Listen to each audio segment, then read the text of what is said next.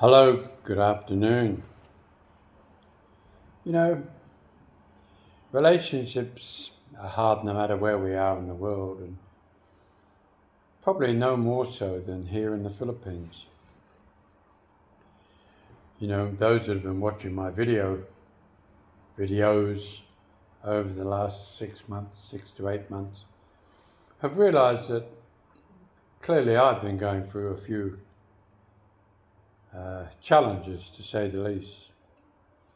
This is the video that's not actually about my own situation, but it brings to mind a thought that so often when we unite with a Filipino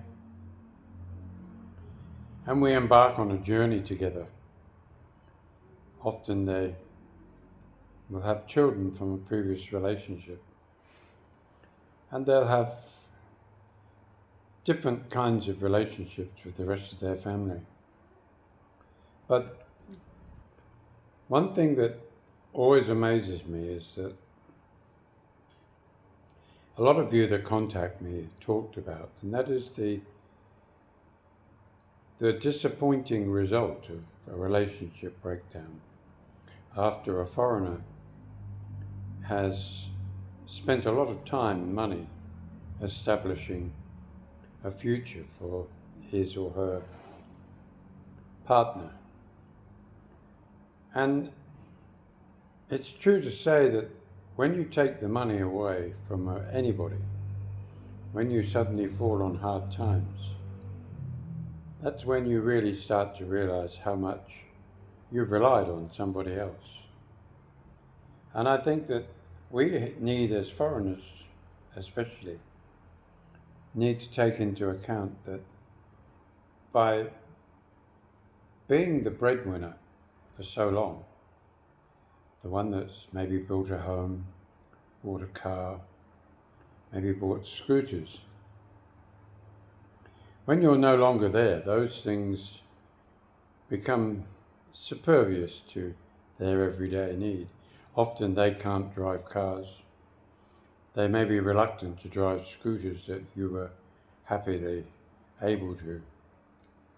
So what happens is that the items just get sold, given away, sold, or loaned permanently to other members of the family. And that's always sad to believe that such things happen, but they do. The home itself, maybe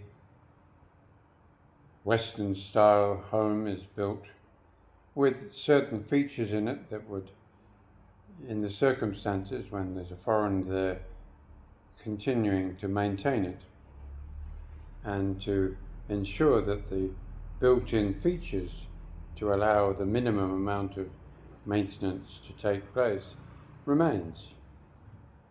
But of course, when you disappear off the scene, things tend to go back to normal. And when I say go back to normal, they go back to survival mode. Often the woman is maybe working, she just carries on working. But of course she soon realizes that the money that she takes home each week or each fortnight isn't enough to maintain herself at the same level that she was maybe used to when there was a foreigner's income coming in. The idea that you can just pop into town and buy this or buy that suddenly becomes a second thought now. Do we really need it? Can I afford it? And of course, the answer often is no. And that stems from everything, from all the appliances in the house that gobble up a certain amount of power, but it's taken for granted that he will be the one that's paying for it all. So therefore, the reality of maintaining a low usage hasn't really entered their mind until now. Now, of course, some of you may well have left money behind to help her through that transition period. But for many, of course, you've drawn a line under the relationship and you've just departed. And for those that I'm really talking about, the ones that in a sense have drawn a line under their relationship, decided that enough is enough, and off they go into the Blue Yonder, so to speak. She's left to pick up all the pieces. Sure, she's got a nice home to live in, something that's not necessarily going to blow away at the next storm. But it will take a concerted effort to do it all on her own now. And we need to be mindful of that, really, as human beings, because no one wants to see another person suffer, least of all someone that you cared for. And unfortunately, it's not always the man's fault, not always the woman's fault either, but when it does become the woman's fault, or should I say the reasons for the separation may well have been as a result of actions of the wife or the girlfriend,